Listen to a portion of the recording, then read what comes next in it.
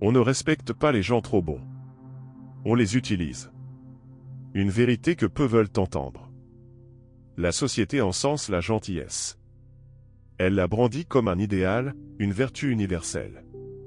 Elle nous répète que pour être un bon être humain, il faut être doux, généreux, accommodant. Ne pas faire de vagues. Tendre la main. Pardonner. Mais derrière ce discours moralement correct se cache une vérité brutale. Dans un monde stratégique, la bonté sans lucidité est une faiblesse. Et les faibles ne sont pas protégés. Ils sont exploités. Depuis l'école, on nous apprend à être gentil. Ne pas déranger. Faire plaisir. Dire oui. Ne pas répondre. Laisser passer. Et on intériorise cette posture comme une normalité. Pire, comme une obligation morale. Mais dans le monde réel, la dynamique est tout autre. Ceux qui gagnent ne sont pas ceux qui se plient. Ce sont ceux qui posent des limites, qui maîtrisent leur image, qui savent dire non sans trembler. Ce sont les stratèges. Et souvent, ce sont eux que les gentils admirent. Parce qu'eux osent ce que les autres n'osent pas. Parce qu'eux obtiennent ce que les autres n'obtiennent jamais. Un gentil croit que s'il est bon, les autres le seront aussi. Qu'en donnant, il recevra. Qu'en se montrant patient, on lui rendra justice. Qu'en s'écrasant, on le respectera davantage. Il croit à la réciprocité automatique. Mais la vie n'est pas une équation morale. Elle est une jungle sociale. Et dans cette jungle, les lions ne respectent pas les gazelles, même si elles sont tendres. Les manipulateurs ne récompensent pas les gens bons, ils les épuisent. Les égoïstes ne reconnaissent pas la bonté, ils la considèrent comme une ouverture. Résultat, les gens trop gentils finissent frustrés, utilisés, épuisés. Et ils ne comprennent pas pourquoi. J'ai tout donné, et je n'ai rien reçu. J'étais toujours là pour eux, et ils m'ont tourné le dos. Je pardonne, je suis patient, et on me marche dessus. La vérité? Ce n'est pas leur bonté qui est en cause. C'est leur absence de stratégie. Dans les dynamiques humaines, ce n'est pas toujours celui qui donne qui gagne. C'est celui qui garde le contrôle. Le gentil donne. L'autre prend. Le gentil s'excuse. L'autre attaque. Le gentil espère. L'autre calcule. À long terme, cela crée un déséquilibre invisible mais puissant, le gentil devient dépendant de la reconnaissance de l'autre, tandis que l'autre devient maître du jeu. C'est ainsi que le bon devient faible. Et que le faible devient prévisible. Donc manipulable. Ce que la plupart des gens ne comprennent pas, c'est que le respect ne naît pas de la gentillesse. Il naît de la capacité à poser des frontières claires. À dire non. À ne pas se coucher. À défendre son territoire. Être gentil sans jamais confronter, c'est envoyer ce message. Tu peux me tester. Tu peux me prendre. Je ne te résisterai pas. Et les esprits stratégiques le captent très vite. Ils testent. Ils poussent. Ils grignotent. Pas forcément par méchanceté, mais par réflexe de pouvoir. Parce que dans toute interaction humaine, il y a un rapport de force tacite. Et si tu ne prends pas ta place, quelqu'un d'autre la prendra.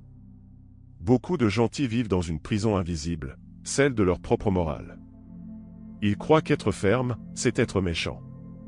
Que imposer des limites, c'est manquer d'amour. Que dire non, c'est blesser. Qu'être respecté, c'est forcément dominer. Alors ils se censurent. Ils s'effacent.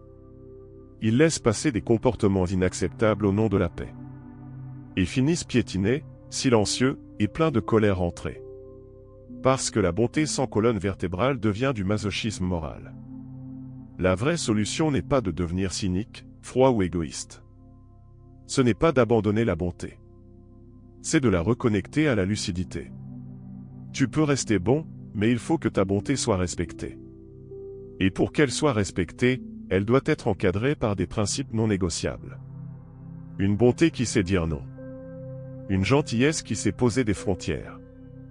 Une douceur qui peut devenir dure si on la teste. Sois bon.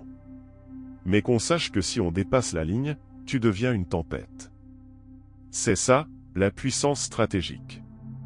C'est ça, la bonté avec colonne vertébrale. C'est ça, l'élégance de la force. La bonté n'est pas une faiblesse.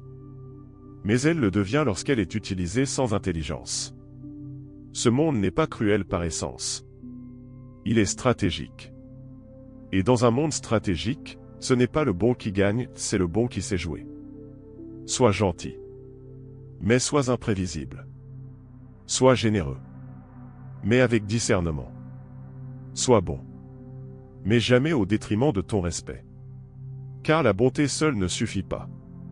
Il faut la force derrière. Le profil idéal pour un manipulateur, ce n'est pas le naïf. C'est le gentil. Les gens croient que les manipulateurs ciblent les faibles, les ignorants ou les personnes stupides. C'est faux. Le profil préféré d'un manipulateur, c'est la personne gentille, douce, généreuse, bienveillante et sans défense. Parce que la gentillesse sans vigilance, c'est une faille béante. Une autorisation déguisée. Une promesse silencieuse, je ne me défendrai pas. Un manipulateur ne s'attaque jamais frontalement. Il observe. Il teste. Il détecte les failles. Et s'il perçoit en toi une peur du conflit, une volonté de plaire à tout prix, une incapacité à dire non, une tendance à te justifier ou à culpabiliser rapidement, il sait qu'il a trouvé une proie malléable. Et ce n'est pas parce que tu es idiot. C'est parce que tu es moralement vulnérable. Ta gentillesse te pousse à croire au bon en chacun. Elle te rend indulgent avec l'inacceptable. Elle te fait douter de ton intuition, même quand tout en toi hurle, il y a un problème. Les manipulateurs sont des architectes sociaux. Ils ne cherchent pas le chaos. Ils cherchent le contrôle. Et pour contrôler, ils n'ont pas besoin de crier ou de frapper.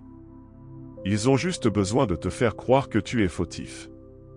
Ou que tu leur dois quelque chose. Et ça, les gentils tombent dedans avec les deux pieds. Tu donnes, ils réclament plus. Tu expliques, ils retournent tes mots. Tu veux calmer les choses, ils utilisent ton calme pour fuir la confrontation. Tu pardonnes, ils recommencent. Tu veux comprendre, ils te brouillent encore plus.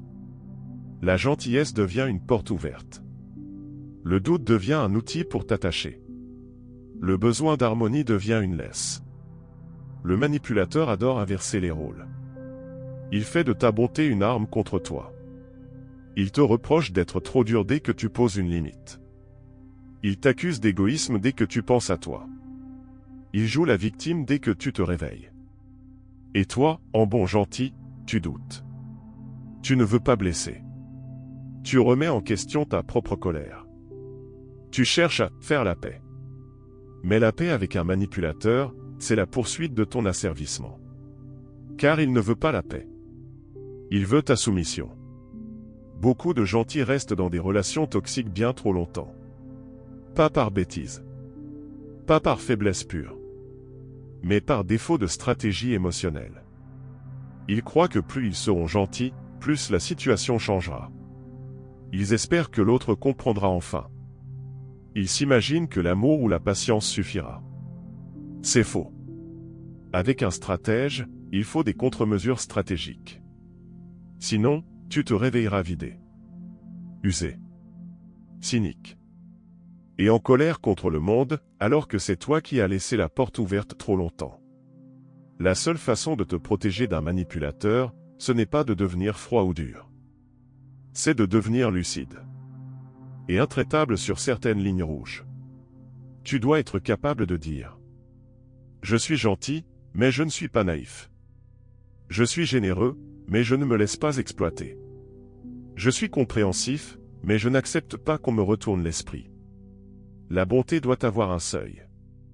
Une alarme. Un garde-fou. Et surtout, une capacité de rupture.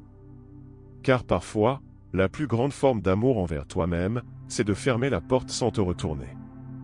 Cela choque. Cela dérange. Mais c'est la vérité. Dans un monde où certains jouent un jeu invisible, il faut que ta bonté inspire le respect, pas la tentative. Tu dois être imprévisible. Capable d'actes de générosité, mais aussi de silence glacial. Capable d'écoute, mais aussi de disparition stratégique. Capable de douceur, mais aussi de distance non négociable. Le gentil pur devient une cible. Le gentil lucide devient une énigme. Et une énigme, on y pense à 2 fois avant d'y jouer. Et manipulateurs n'ont pas peur de la bonté. Ils craignent la lucidité. Ils fuient les gens qui voient clair, parlent peu et coupent net. Tu veux rester bon? Parfait. Mais alors sois dangereusement bon. Sois le genre de personne à qui on offre du respect par précaution. Pas parce que tu fais peur, mais parce que tu sais exactement jusqu'où tu laisses les gens s'approcher. Ce monde n'est pas fait pour les gentils passifs. Il est fait pour les gentils stratégiques. D'après Machiavel, dans ce monde, ce que tu es compte moins que ce que les autres croient que tu es. La bonté est une qualité intérieure. Mais le respect est une réaction extérieure. Tu peux être profondément bon, mais si tu ne parais pas fort, tu seras perçu comme remplaçable, malléable, exploitable. Et dans un monde dominé par l'image, la perception dicte la réalité. Tu es peut-être fiable. Tu es peut-être loyal. Tu es peut-être honnête. Mais si personne ne ressent en toi une présence forte, une autorité naturelle, une capacité à dire non, alors ta bonté devient invisible. Ou pire, elle devient un argument contre toi. Les gens jugent sur l'apparence de pouvoir, pas sur la pureté du cœur. Celui qui paraît sûr de lui, même en étant vide à l'intérieur, inspirera plus de respect que celui qui est sincère mais hésitant. Ce n'est pas juste. Ce n'est pas moral. Mais c'est la règle du jeu social. Dans tous les cercles humains, amis, collègues, couples, familles, une hiérarchie tacite s'installe. Ce n'est pas celle qu'on annonce. C'est celle que chacun ressent. Et dans cette hiérarchie, les plus gentils sont souvent placés en bas. Pas parce qu'ils le méritent, mais parce qu'ils semblent faibles. Plus tu sembles disponible, indulgent, tolérant, plus on teste tes limites. Et plus tu évites le conflit, plus les autres montent dans la hiérarchie relationnelle, pendant que toi, tu descends. Tu ne peux pas espérer que les autres te respectent juste parce que tu es bon. Le respect, dans sa forme brute, se gagne par la perception de ton seuil de tolérance. Un seuil que tu dois faire sentir. Un seuil que tu dois être prêt à faire respecter. Pas par violence, mais par posture. Par attitude. Par capacité à dire non. Par aptitude à partir quand il le faut. Ce que tu tolères enseigne aux autres comment te traiter. Le monde ne lit pas ton cœur. Il lit ton langage non verbal, ton regard, ta posture, ton silence. Et s'il lit « Je suis gentil mais je ne me laisse pas faire », tu montes dans la hiérarchie. La bonté, quand elle est perçue comme liée à la faiblesse, attire les opportunistes. Mais la bonté, quand elle est perçue comme liée à la force, attire l'admiration. C'est exactement la même qualité, la gentillesse, mais avec une image différente. Un sourire venant d'un homme ou d'une femme respectée, affirmé, au regard tranchant, n'a pas le même impact qu'un sourire venant d'une personne floue, effacée, qui veut qu'on l'aime. La perception change tout. Tu n'as pas besoin d'être froid, dur ou arrogant pour paraître fort. Tu dois juste contrôler l'image que tu émets. Parle moins, observe plus. L'abondance de mots crée une image de vulnérabilité. Fixe des limites claires. Et surtout, fais-les respecter. Sois capable de disparaître. La personne qui peut se retirer sans supplier inspire toujours plus de respect. Regarde dans les yeux. Le regard transmet une position. Sois capable de dire non. Même avec le sourire. Crée de l'ambiguïté. Ne te montre pas toujours disponible, lisible, évident. Ne cherche jamais à convaincre. L'autorité naturelle ne se justifie pas. Et surtout, sois cohérent. La perception se construit par la répétition de signaux constants. Si tu es perçu comme fort, tu n'as même plus besoin de te battre. Les parasites iront ailleurs. Les manipulateurs te testeront une fois, puis reculeront. Les hypocrites éviteront de trop jouer avec toi. Et ceux qui restent seront ceux qui respectent ta lumière. Être bon n'est pas suffisant dans un monde stratégique. Mais être bon et paraître fort, c'est l'arme absolue. Tu offres de la paix, mais tu es prêt pour la guerre. Tu tends la main, mais tu sais fermer la porte. Tu aides, mais tu ne sauves pas ceux qui veulent te tirer vers le fond. Tu veux être respecté pour ta bonté? Alors fais en sorte qu'elle soit rare, sélective, entourée d'un feu invisible que seuls les vrais peuvent traverser. Ne cherche pas à prouver ton cœur. Fais en sorte que ton aura dise: je suis une bonne personne, mais ce serait une erreur de me sous-estimer. Parce que dans ce monde, le plus dangereux n'est pas celui qui fait peur. C'est celui qui sourit en silence. Et que personne n'ose prendre pour un idiot. Tu as le droit d'être bon. Mais tu as aussi le devoir d'être lucide. La naïveté n'est pas une vertu. C'est une faille que le monde exploite. Et dans une époque où l'image domine, tu ne peux plus te permettre d'être gentil sans être stratégique. Car la bonté mal placée détruit plus de vies que la méchanceté assumée. On t'a appris à être gentil pour qu'on t'aime. Mais on t'a rarement appris à être fort pour qu'on te respecte. Or, sans respect, l'amour des autres n'est qu'une illusion toxique. Un piège. Alors, retiens ceci. Index revers pointant vers la droite blanc, tu ne dois pas renoncer à ta lumière. Mais apprends à l'entourer de feu. Sois ce genre de personne qui aide. Mais qui n'hésite pas à claquer la porte si on dépasse la ligne. Sois ce genre de personne qui dit oui. Mais dont le nom est une forteresse. Sois ce genre de personne qu'on admire. Parce qu'il ou elle ne cherche jamais à se faire aimer. Et maintenant que tu sais tout ça, à toi de jouer. Dis-moi dans les commentaires. Quel a été le moment où tu as réalisé que ta bonté te desservait? Je veux lire ton histoire. Ton déclic. Ta vérité. Quel passage t'a le plus marqué? Copie-le, partage-le en story, tag un ami qui doit entendre ça. Pose ta limite en public. Écris en commentaire. Ma bonté a des dents. Je ne sauverai plus ceux qui me tirent vers le fond. Et si tu veux des vidéos plus stratégiques, plus lucides, plus vraies, abonne-toi, active la cloche. Ici, on ne vend pas du rêve. On offre de la vision, du pouvoir intérieur et de la force mentale. Parce que le monde ne changera pas pour toi. Alors deviens la version de toi que personne ne pourra plus manipuler. Reste bon, mais deviens dangereux si on te prend pour un idiot.